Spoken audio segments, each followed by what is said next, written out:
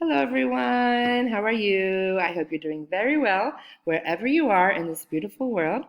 Today, I would like to share with you my summary of Chapter 17 from this book, Reference and Information Services, an Introduction. This is the fourth edition, and this is written by Kay Ann Cassell and Uma Hiremath.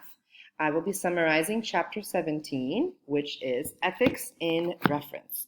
You may be wondering, what do ethics have to do with reference? As I was. But after reading and hopefully after hearing this presentation, you will understand more about that.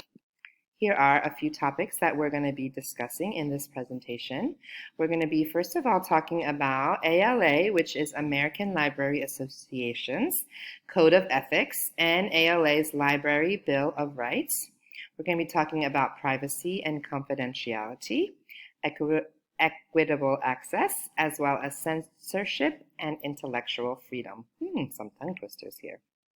Okay, so first of all, we're going to talk about ALA's Code of Ethics. And these are 9 broad statements that focus on equitable service, intellectual freedom, privacy rights, keeping the personal out of the professional, and communicating library ethics to others. Here is the website where you can get more information. And I'll take you there really quick so you can get a look at this. Professional ethics. And here are the Code of Ethics. As members of ALA, we recognize the importance of making known to the profession all about these ethical guidelines. So librarians should be very familiar with these. And here are the principles. The principles of this code are expressed in broad statements to guide ethical decision making. They provide a framework.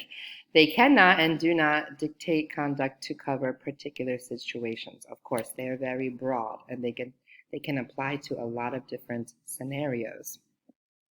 Excuse me. These were first adopted in 1939 and they have since been amended, and they were most recently amended in June of 2021. So you can look at this, excuse me, to get some more information. Okay, the next one we're going to look at are the ALA's Bill of Rights, and these are 7 basic policies, and these focus on patrons' equitable access to library materials and services. Libraries have an obligation to provide a collection that represents many viewpoints.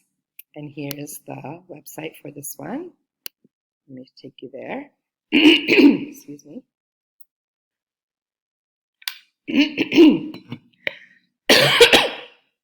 So sorry, please don't mind my cough. All right, so here are the 7 statements. The American Library Association affirms that all libraries are forums for information and ideas, and that the following basic policies should guide their services. And you can take a look at those. Again, they are also very broad.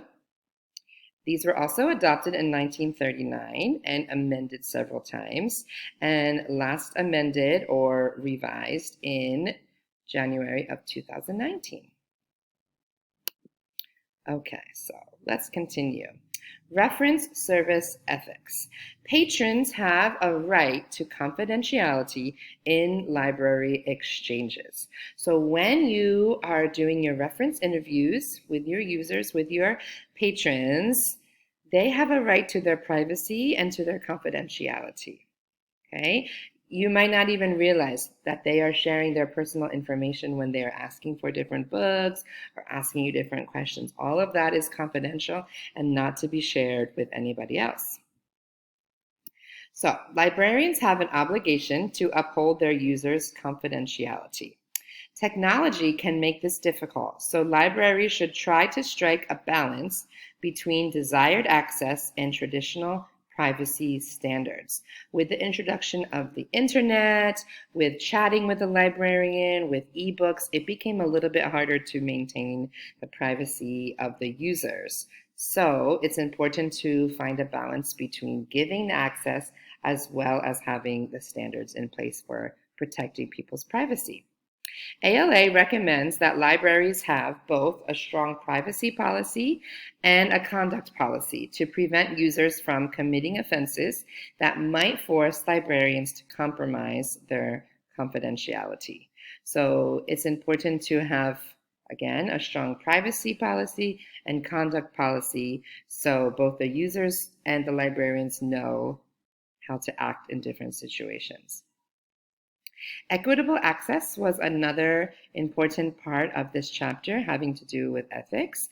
And the main points were equal opportunities to access materials and seek information from libraries. Everyone in the community, whether you're in a school library or a public library, should have equal opportunities to access the materials you have in your library. These should pertain to the entire diverse community, not only one section or another. And the collection should be balanced without bias or prejudice against other viewpoints.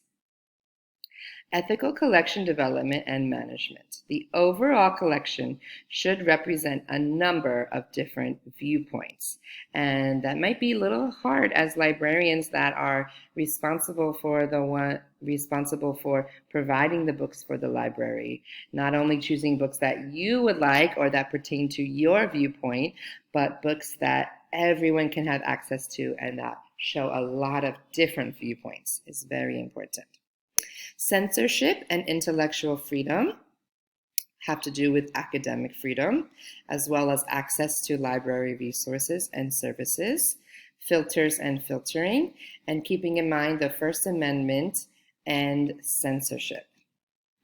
Copyright is another area that can be sometimes a bit confusing, knowing how much you can copy, what you can copy, but certain books, especially reference books, you are able to copy certain sections of them, but not the whole thing. And there are something called fair use evaluations. So you need to keep these in mind when you're able to copy things from a book. So thinking of the purpose and character of the use, the nature of the work, the amount and sustainability of the portion used in relation to the entire work, and the effect of the use upon the work's potential market. So here is the website, copyright.gov, that you can go to learn more about copyright, what it is, how to even register your works if you have something that you would like to be copyrighted. Okay, so this website is full of information about copyright. Ethics with patrons and among librarians. So not only educating yourself as librarians, but also educating your patrons, both formally and informally. And this is easy to do as school librarians. You are training your students in many ways about the library, right? How to research, how to find a book, so many things about how to act in libraries. So patron education is also very important. And it instructs users in appropriate library ethics, what you can do, what you can copy, what you cannot copy. Librarians must be familiar with ethical policies and guidelines and keep intellectual freedom and equitable access in mind throughout their daily interactions. Always keeping those things in your mind, the intellectual freedom of your patron, the access that they should also have. Thank you so much for listening to this presentation. I hope that you learned something new. I know there was a lot of big words in there that sometimes can be a bit confusing, but I hope you just realize that ethics has to do with everything in our life, including also reference librarians, and just treating people with respect and giving people access to the information that they need. So thank you again for listening, and I'll talk to you later. Bye.